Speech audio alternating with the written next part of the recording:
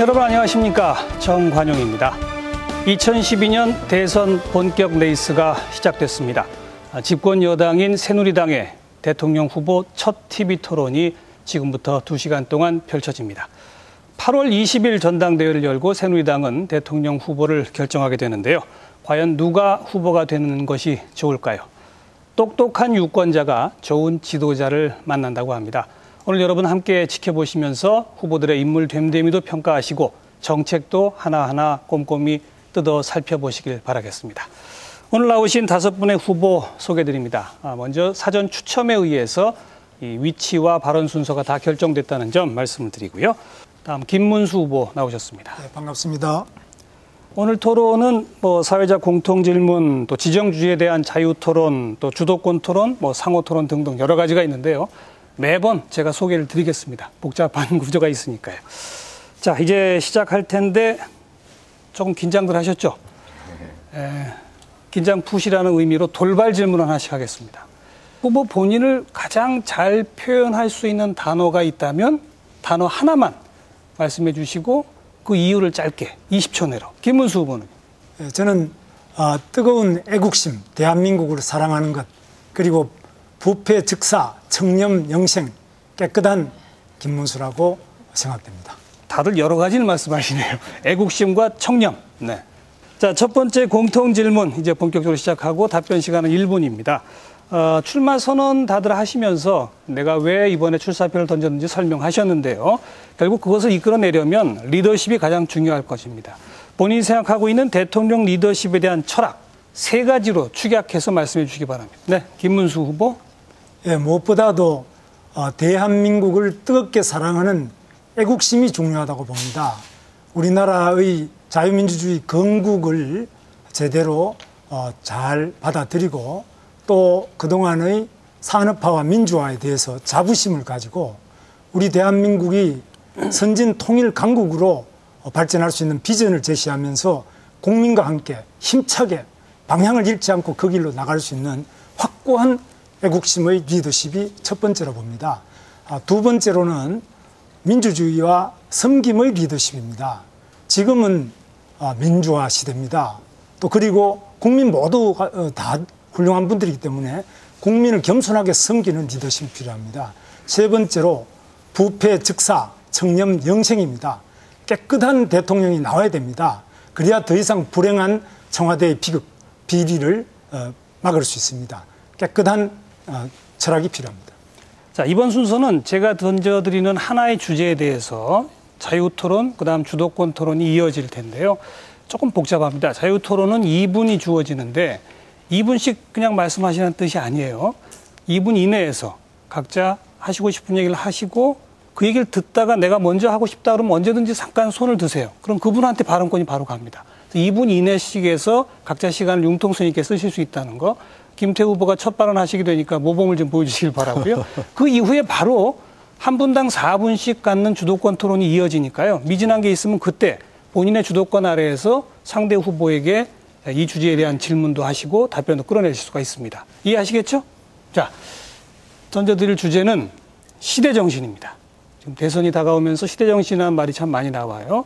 지금의 상황을 국민들이 어떻게 보고 있느냐, 또 그것을 미래의 지향으로 어떻게 끌고 가느냐, 이런 의미가 다 담긴 것이 아마 시대정신이라는 단어라고 보여질 수 있는데 각 후보가 생각하시는 시대정신은 무엇인지 또 그 시대정신을 구현하기 위해서 대통령이 해야 할 일은 무엇일지 이 주제를 가지고 자유토론 또 주도권 토론 이어보겠습니다. 국민이 우선에 행복하지 않은 분들이 많습니다. 자살률이 세계 1위입니다. 이혼율은 세계 2위입니다. 그리고 출산율은 세계 200등이 안 됩니다. 국민들이 매우 절망하고 있습니다. 그러나 우리 대한민국은 지난 64년의 건국 이후의 과정을 통해서 정말 위대한 나라가 되었습니다. 우리 대한민국이 세계 모든 나라 중에서 가장 경제적으로도 발전하고 또 민주화에도 성공한 2마리 토끼를 다 잡았습니다. 분단 속에서 또 많은 악조건 속에서도 이런 위대한 대한민국을 만들어 왔습니다.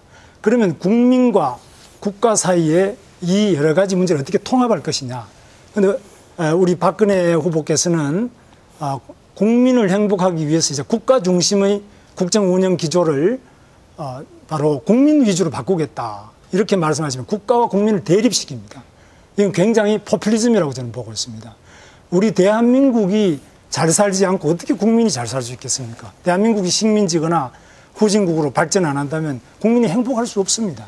그래서 이런 정치적인 포퓰리즘이 우리 시대의 가장 무서운 일로 보기 때문에 확고한 국정 철학 그리고 국가에 대한 애국심을 가지면서도 국민의 어려운 점을 잘 보살피는 이러한 시대 정신을 통합적으로 행사하는 것이 대통령이라는 자리다. 대통령이 포퓰리즘에 빠져서도 안 되지만 너무 국가만 생각하고 국민 행복을 생각하지 않아서도 안 된다. 그런 점에서 참으로 중요한 때라고 생각합니다. 박근혜 대표의 그 출마 선언문을 보면은 이 두 개를 대립하면서 이제 국정 운영의 기조를 바꿔야 될 것이다. 이렇게 말씀하셨습니다. 그러면서 구체적으로 국가 중심에서부터 국민 중심으로 국가만 발전하고 국민은 불행했다고 하시는데 이것은 굉장히 위험한 포퓰리즘으로 빠진다고 저는 봅니다. 네, 제가 이제 시대정신이라고 하는 화두를 드렸고 각자 2분씩 뭐 시대정신, 역사 과제, 또 어떤 분은 당면 과제에 이르기까지 다양한 영역에 걸쳐서 말씀을 주셨습니다. 그 이야기들을 쭉 들으셨기 때문에 이제 한 분당 4분씩의 주도권 토론을 갖겠습니다. 앞에 다른 후보들이 하신 말씀들을 이렇게 되돌이 보시면서 저 후보랑 조금 더 토론해 봐야 되겠다. 그럴 때 이제 질문하시고 답변 들으시고 한 분이 4분을 주도권을 갖고 진행을 하십니다. 안상수 후보가 시작하실 텐데요. 한 분한테 하셔도 되고 뭐 두 분한테 하셔도 되고 답변이 길어지면 제지하셔도 됩니다만 답변 시간은 좀 보장해 두고 끝내셔야 됩니다. 질문을. 안상수 후보 시작하세요. 네. 우리 김 지사께서도 사실 뭐 저하고도 시장도 같이 하고 또 뭐 지금 많은 그 분들한테 여러 가지 그 이런 지도자로서 추앙을 받고는 있는데 지금 이제 그 우리 박근혜 후보고 말씀하시는 중에 자꾸 이제 그 대립각을 세워서시려고 그러는데 제가 보기엔 그 조금 좀 서로 간에 포용하시는 모양이 좋을 것 같은데 어떻게 생각하세요? 저는 뭐 무상급식 문제 가지고 서울시장도 그만두시고 보궐선거 했지 않습니까? 우리 경기도에도 마찬가지로 민주당하고 야당이 3분의 2고 우리 당이 3분의 1이 안 됐습니다. 정말 어렵죠. 그런 가운데서도 원만하게 의회를 존중하면서 통합을 했습니다. 그래서 저는 대립이라기보다도 이런 통합을 하고 또 우리 경기도는 아시는 것처럼 삼성, LG, 현대 우리나라의 세계적 기업이 가장 밀집되어 있는 곳입니다. 그러면서도 중소기업이 가장 많고 또 외국인 노동자와 또 다문화 가정 또 팔도에서 다 모여서 살고 있습니다. 이 모든 분들이 다 원만하게 대기업, 중소기업, 영세기업 또 외국인 노동자 우리 국민 모두 잘 살 수 있도록 이렇게 하고 있습니다. 거기까지 시작하시죠. 저는 우리 박근혜 후보님께 묻겠습니다. 저는 이 국민과 국가의 관계 이것은 정말 대통령으로서 아주 잘 조정해야 될 문제로 생각하는데 제가 말씀드린 것은 이 박근혜 후보님의 이 출마 선언문을 다 듣고 또 정독을 하고 그래서 정리를 해서 말씀드리는 거예요. 제가 근거 없이 말씀드리는 것이 아니고 우리 박근혜 후보님 말씀은 이제 국정 운영의 패러다임을 국가에서 국민으로 개인의 삶과 행복 중심으로 확 바꿔야 합니다. 뭐 계속 이 주제가 그 출마 선언문의 핵심이에요. 이것은 국민 행복은 좋은데 국가와 국민을 대립시키는 이런 지도자는 포퓰리즘이다. 저는 그렇게 봅니다. 이 점에 대해서 한번 답변해 주시죠. 지금 국민이 좀 행복하지 않지 않습니까? 대부분 노후 걱정도 하고 정말 그렇게 뼈 빠지게 일해도 노후가 걱정이 되고 또 젊은 부부들은 주택 마련 걱정, 보육 걱정, 또 사교육비 걱정, 뭐 국민들이 전부 이렇게 불안하게 지금 지내고 있는데 그러면 지금의 패러다임이 지금 성장률도 또 비교적 다른 나라에 비해서 높았고 뭐 이랬지만은 그게 그 온기가 국민 전체에 퍼지지를 못했습니다. 그리고 복지의 사각지대는 그대로 남아 있고 이런 상황에서 그러면 어떻게 하면 국가 발전을 이루고 또 국민도 행복해지느냐 할 때 지금 시대가 요구하는 것은 어떤 그 숫자, 뭐 성장률 이거보다는 질로 가야 된다. 그러기 위해서는 지금 창조라든가 또 개인의 역량이 굉장히 중요시되는 이런 시대에는 국민 한 사람 한 사람의 생활이 안정이 되고 또 그 어떤 자신을 업그레이드 시킬 수 있는 기회를 그 마음껏 누릴 수 있고 또 일하고 싶은 사람 일 많이 못하고 있잖아요, 지금. 예, 그런 일자리 만들어. 예, 그 좋은 말씀. 예. 저는 뭐 그까지 같은 생각인데 우리 박근혜 후보님의 이 출마 선언문을 보면 이걸 지금까지 국가의 발전이 국민의 행복으로 연결되는 고리가 끊어졌다고 했습니다. 매우 구체적으로 이것을 반복하면서 국가와 국민을 대립시키고 있는데 이것은 위험한 포퓰리즘이다. 저는 대한민국이 그동안 64년 동안 건국 이후에 자유민주주의와 시장경제 그리고 우리 산업화와 민주화의 과정을 통해서 우리 대한민국이 정말 좋아졌지 않습니까? 그러나 국민들이 행복하지 않는다면 이런 부분에 대해서 우리나라가 이렇게 된 거 어떻게 할 것이다 하는 걸 말씀하셔야지 이것을 대립시키면서 국정기조를 확 바꾸겠다 하시면서 그다음 두 번째로 경제민주화를 바로 국민행복의 3대 핵심 과제를 경제민주화라고 하셨습니다. 과연 경제민주화가 헌법 119조에 나와 있지만 그것이 국민행복의 3대 핵심 과제냐? 저는 그렇게 안 보면 지금 세계적으로 경제가 어려워지고 있고 장기 불황이 예고돼 있고 우리나라 경제도 지금 성장 둔화를 보이고 있고 많은 갈등을 보이고 있는데 그러면 경제민주화라는 게 뭐라고 하셨느냐 하면은 중소기업인을 비롯한 경제적 약자의 꿈이 다시 샘솟게 하는데 이런 부분에 대해서 대기업하고 이걸 대립시키고 있습니다. 그러면서 효율성 중심이 아니라 공정성 중심으로 가겠다는데 저는 우리나라 기업이 세계적으로 발전하기 위해서 효율성과 공정성이 다 중요하다고 봅니다. 효율성과 공정성을 대립시키는 이것도 또 문제가 있습니다. 답변 좀 해주시죠. 경제 민주화가 그 국민의 행복하고 어떻게 연결이 되는가를 제가 말씀을 드리겠습니다. 그러면요. 이게 국민들이 지금 배우고 싶은 사람 마음껏 배우고 일하고 싶은 사람 마음껏 일할 수 있게 해줘야 되는데 그것이 국민의 행복으로 연결이 되려면 국민에게 꿈을 심어줘야 됩니다. 그게 꿈하고 연결될 때 내 꿈을 위해서 공부를 하는 게 즐겁고 내 꿈을 이루기 위해서 일하는 것이 행복해지고 그런데 4분이 다 돼버려가지고 4분이 다 지났는데 바로 4분 주도권 토론이시니까 시작하세요. 4분 이내로 뭐 여기에 대한 답변하시고 각 후보께 다 드리고 싶은 말씀이 많지만 또 제 주어진 시간이 있으니까 뭐 하는 데까지 해보겠습니다. 우선 김문수 후보께 질문을 드리겠습니다. 저는 우리나라가 선진국으로 가기 위해서는 이제 국토 균형 발전이 중요하다고 생각합니다. 어느 지역에 살든 다 국민이 행복해야 되지 않겠어요?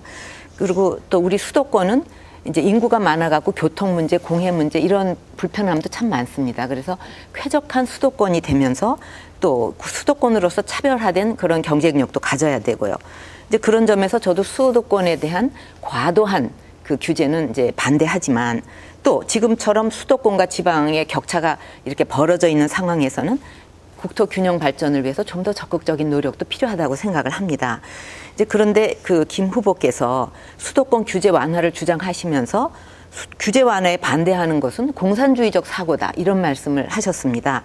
근데 5천만 국민의 삶을 책임져야 할 그런 지도자가 되시겠다는 분이 이런 생각을 갖고 계신 것은 좀 곤란하지 않냐 하는 생각이 들었고요. 그래서 앞으로 수도권의 경쟁력도 키우면서 또 비수도권은 비수도권대로 그 경쟁력을 높이기 위해서는 어떻게 해야 되는지 어떤 보관을 갖고 계신지 말씀해 주시기 바랍니다. 뭐 공산주의 이거는 조금 이제 과장이 된 것 같고요. 저는 이제 거꾸로 제가 또 하나 여쭙고 싶는 것은 균형 발전을 한다고 해서 서울을 그러면 세종시로 옮기자. 저는 그 반대했습니다. 우리 박 후보께서는 찬성하셨죠? 그거 맞습니까? 통일이 되면 또 옮길 겁니까? 그건 저는 옳지 않다고 봅니다.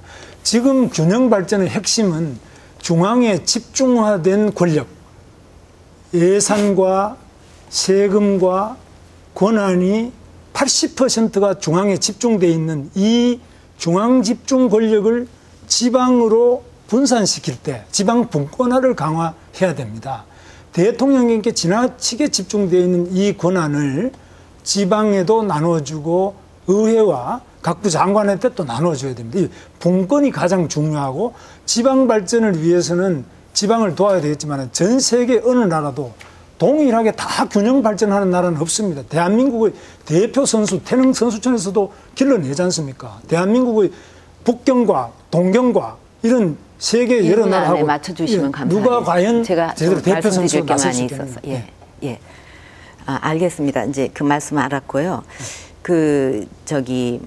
이제는 한 분을 지정해서 질문하고 답변 듣고 또 재질문하고 재답변 듣는 시간은 좀 엄격히 제한되어 있습니다. 30초, 1분, 그다음 또 30초, 30초 이렇게 됩니다만 김문수 후보가 시작하시게 되고 한 분을 딱 찍어서 이건 꼭 좀 물어야 되겠다 싶은 거 대신에 정책이나 공약은 좀 빼주세요. 그거는 다른 데서 많이 토론하니까요.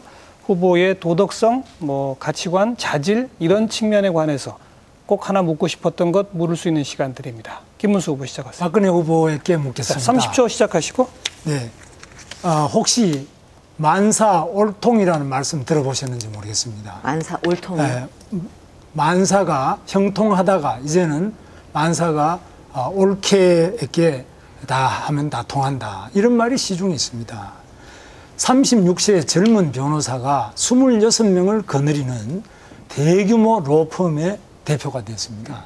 또 비리로 영업정지된 삼화저축은행의 법률 고문을 맡았습니다. 그리고 대선을 앞두고 갑자기 홍콩으로 출국했습니다. 자, 누구신지 알 것 같아요. 답변 1분 하시면 되겠습니다. 이제 주목을 많이 받다 보니까 그 조카가 뭐 그 외국에 그 연수 간 것까지도 다 뭐 도피성이라고 이런 식으로 나서 사실은 좀 미안한 생각도 듭니다. 너무 이렇게 좀 관심이 집중이 돼가지고요. 그리고 또 이런 여러 가지 뭐 굉장히 무슨 잘못이 많이 있는 걸로 이렇게 말씀을 하시는데 그게 뭔가 법적으로라든가 또는 어떤 면으로도 잘못된 비리가 있다고 하면은 벌써 법적으로 문제가 됐을 겁니다. 근데 뭐 알아보니까 무슨 그 검찰에서 뭐 어떤 문제가 된 거는 없다고 그래요. 그렇다면은 뭐 제가 자세하게 이 뭐 로펌이나 이런 거에 대해서 일일이 뭐 이렇고 저렇고 알아본 건 아니지만 일단은 지금 뭐 비리가 있다든지 또는 잘못이 있다고 그러면은 검찰에서 가만히 있을 리가 없지 않겠습니까? 또 벌써 다른 데서도 문제가 됐을 거고. 제가 좀 질문해도 되죠? 조금 더 마무리하시고. 그래서 이런 거는 이제 나중에라도 뭔가 문제가 생기고 법적인 그 어떤 잘못이 있다 그러면 그건 당연히 바로 그것이 문제라는 겁니다. 우리 이명박 대통령 형님, 우리 잘 알지 않습니까? 그분이 무슨 문제가 있었습니까? 세상에 다들 만사 형통이라고 수근거리고 다 지적할 때 우리 박근혜 후보처럼 그렇게 답변 안 했습니까? 문제 없다. 그런데 뭡니까? 그래서 지금 이런 문제에 대해서 제가 이 법적으로 뭐 잘못이 있으니까 검찰에 가서 내가 무슨 잘못이 있는지 한번 검사해달라 그럴 수도 없는 거잖아요. 제 시간이 짧아요. 그래서 저는 이제 이명박 대통령 때 보면 만사 형통 마지막에 임기 말이 돼야 터집니다. 그래서 우리 박근혜 후보께서도 이 문제를 미리 꼭 법적으로 문제 없으면 괜찮다 이런 건 답변이 안 되고 대통령 친인척 비리의 관리는 법적으로 문제 없지 않느냐. 이게 안 된다. 그래서 제가 그 상설 특검제도 얘기를 했고 아예 그다음에 검찰관 제도도 국회에서 추천하는 검찰관도 그 측근 비리나 권력형 그 주변에 있는 사람들의 비리를 사전에 차단하기 위해서 제도적으로 이런 걸 만들어야 된다고 제가 제의를 한 바가 있습니다. 그 이전에 바로 이런 친인척 비리에 관해서는 그 제도 수립 이전에 지금부터 조심하시고 털고 가시지 않으면은 앞으로 굉장히 어려움에 부딪힌다는 겁니다. 예, 물론이죠. 네, 조금 왔다 갔다 했습니다만 뭐 적절했죠? 모르겠습니다. 적절했는지. 임태희 후보 지정 질문 30초부터 시작하세요. 저는 누구한테? 김문수 후보께 질문합니다. 이 지도자에게 가장 중요한 것은 진퇴를 명확히 하는 거라고 생각합니다. 근데 우리 김 후보께서는 지사직을 그만둘 거냐 말 거냐 고민하시다가 또 이번에 경선에 참여를 최종적으로 할 것이냐 말 것이냐를 가지고 고민했습니다. 그 점에 대해서 왜 김문수답지 않게 잘했나 하고 생각하는 사람들이 많습니다. 어떻게 생각하십니까? 그런 점에서 사실 우리나라의 제도가 국회의원들은 사실 원래 12월에 출마하면서도 또 4월에 국회의원 또 출마해가지고 해도 아무 문제가 없는데 단체장은 사실 그렇게 못하게 돼 있습니다. 그런데 제가 다시 또 12월에 출마하기 위해서는 9월 달까지만 사표 내면 되는데 계속 그 점에 대해서 묻고 따지고 있습니다. 또 경선에서도 그런 여러 가지 이렇게까지 저는 불통일 줄 몰랐는데 불통이 되면서 굉장히 사실 심사숙고를 했습니다만은 마침내 출마하게 됐는데 여러 가지 정말 고심하고 고뇌를 많이 했던 것이 사실입니다. 정말 예. 괴로웠습니다. 예.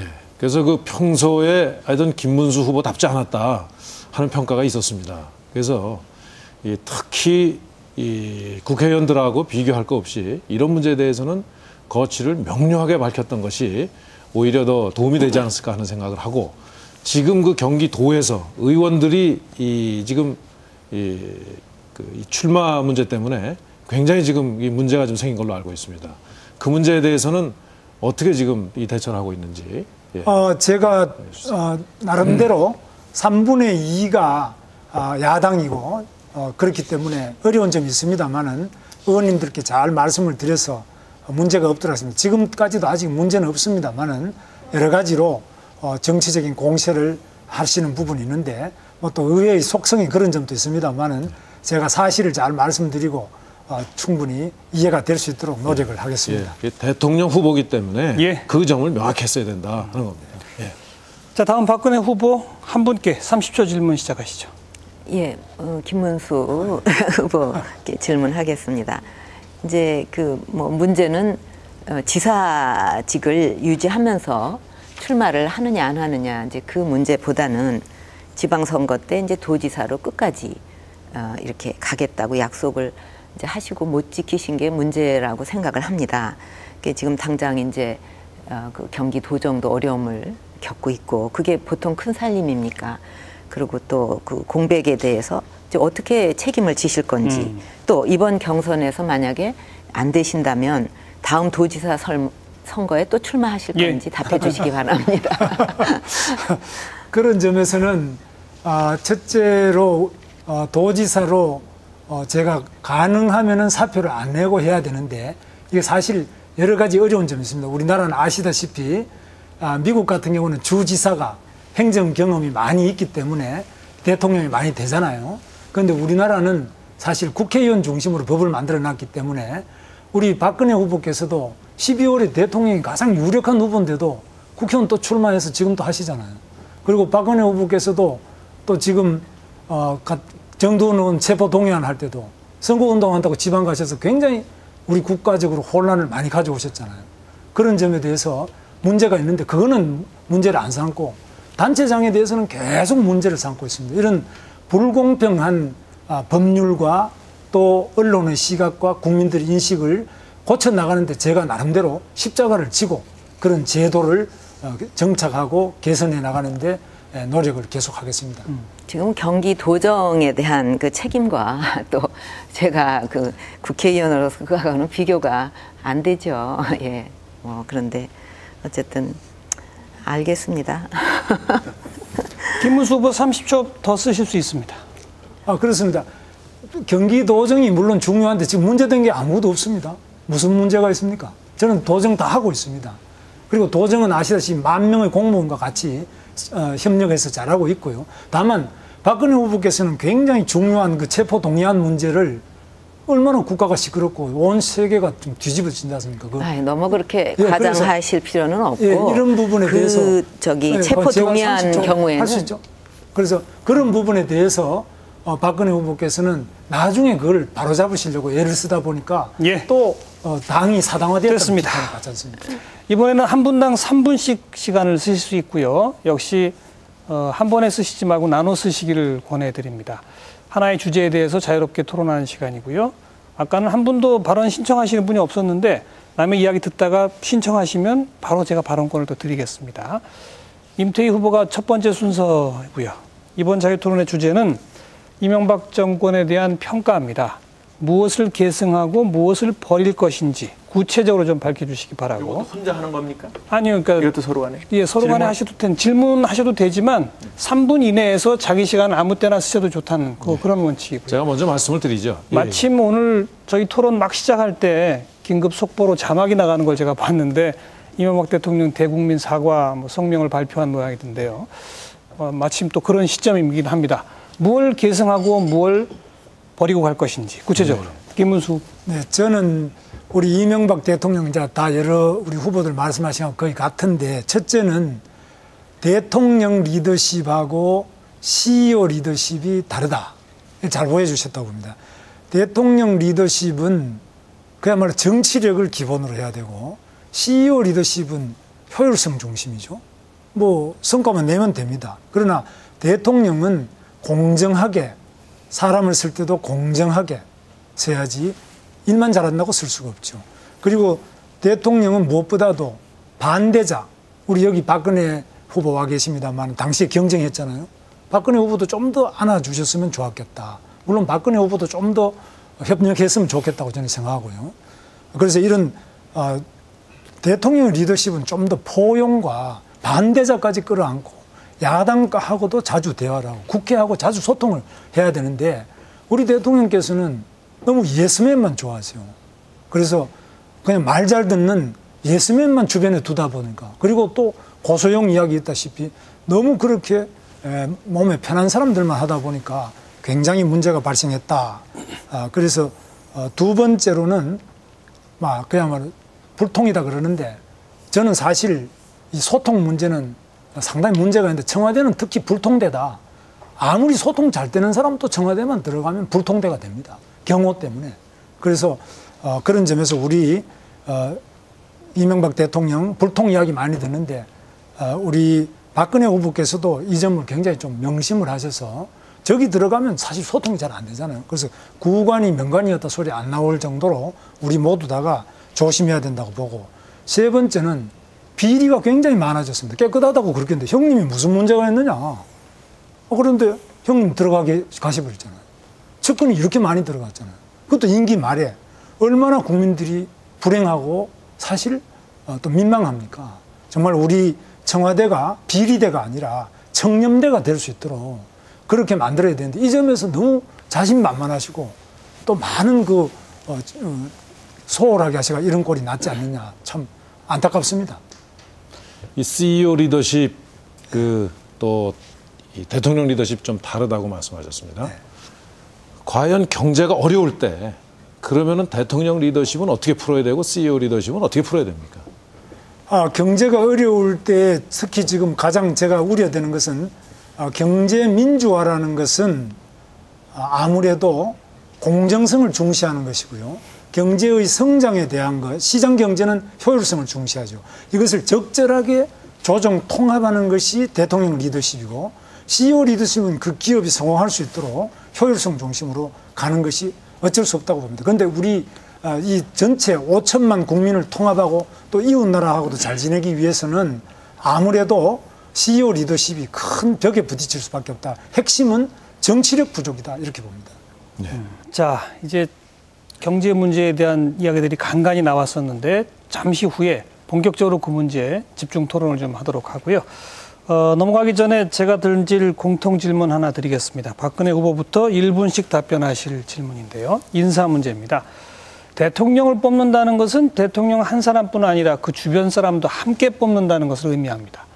대통령의 주변 사람은 대통령의 자산이기도 하지만 또 부채이기도 합니다. 이런 걸 전제로 만약 후보들께서 대통령이 되셔서 청와대에 주요 직책을 임명한다면 어떤 원칙과 기준으로 임명할 것인지 좀 구체적으로 1분씩. 인사가 우선 애국심, 선공후사, 사심보다는 공심이 많은 사람, 국가에 대한 확실한 역사관을 가지고 있고 정체성을 인식하고 있으면서도 국가의 미래의 비전, 확실한 목표를 가지고 있는 사람이 첫 번째 등용이 돼야 됩니다. 두 번째로는 능력과 전문성입니다. 세 번째로는 바로 대표성입니다. 지나치게 지역 편중해서 안 됩니다. 우리 안상수 후보 말씀처럼 저도 경기도에 10,000명 이상의 인사를 계속합니다만은 일체 이런 지역 편중 이야기 없습니다. 어떤 인사 잡음이 없습니다.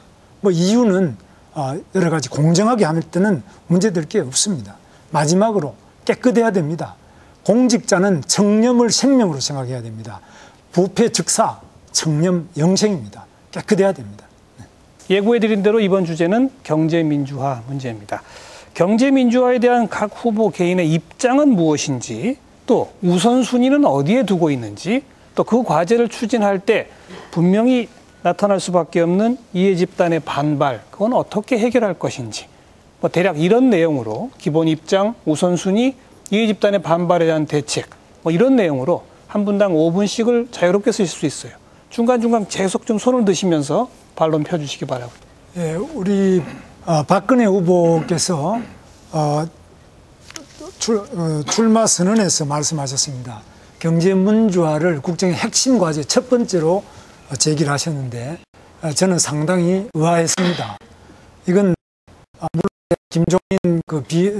김종인 비대위원 지금 선대위원장 말씀을 많이 영향을 받았는지 모르겠으나 헌법에 나와 있지만 헌법 119조를 보면은 기본적으로는 우리나라가 시장 경제 기본입니다.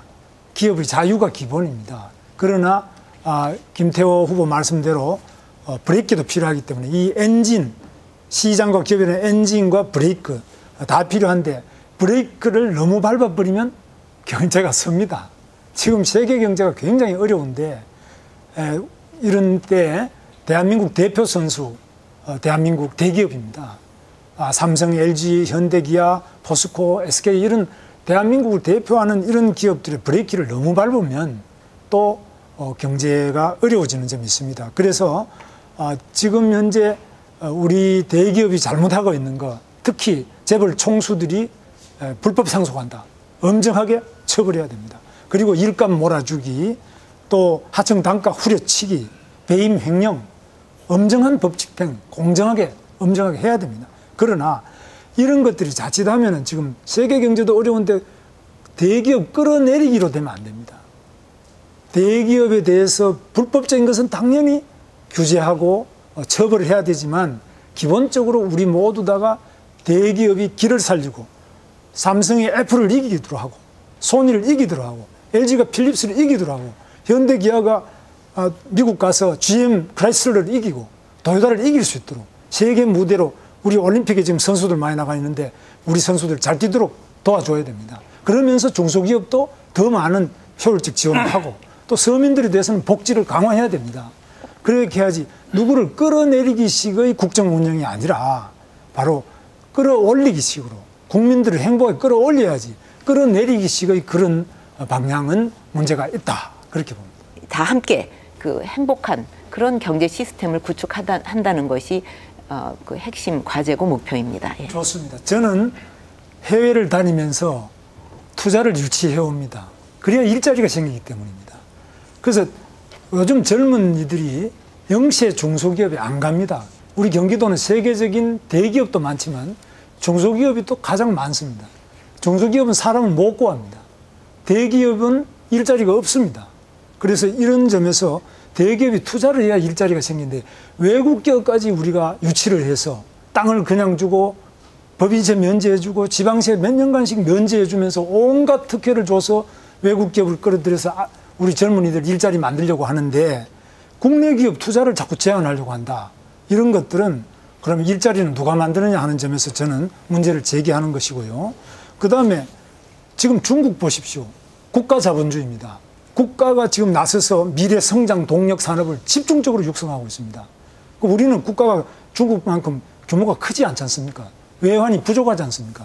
그러면 우리가 외국 자본도 끌어들이고 국내 기업도 해외 나가서 투자하지 말고 국내에 투자할 수 있도록 그 길을 터줘야 되는데 기업을 계속 때리고 기업에 대해서 계속 범죄시만 한다면은 과연 우리 젊은이들이 일을 어디서 하겠느냐. 이런 점에서 저는 일자리 하나를 만들기 위해서라면 젊은이들이 선호하는 일자리 하나를 만들기 위해서 저 개인적으로 도지사를 저를 100번 더 합니다. 외국 가서. 그렇게 해도 지금 올까 말까 한데 우리 국내의 글로벌 대기업에 얼마나 우리나라 기업이 잘 뜁니까? 박수도 쳐줄 때 쳐줘야지. 그런 식으로 국정의 핵심 과제가 경제민주화다? 과연 그렇게 해야 되는 겁니까? 저는 우리 기업이 더 열심히 뛰어가지고 대기업이 우리나라에 지금 뭐 예를 들면 63개의 기업 집단이 있으면 이게 100개, 500대 기업으로 계속 늘어나고 외국의 대기업도 유치를 하는 것이 맞다고 봅니다. 아니, 물론 그거는 찬성입니다. 제가 말해도 되죠.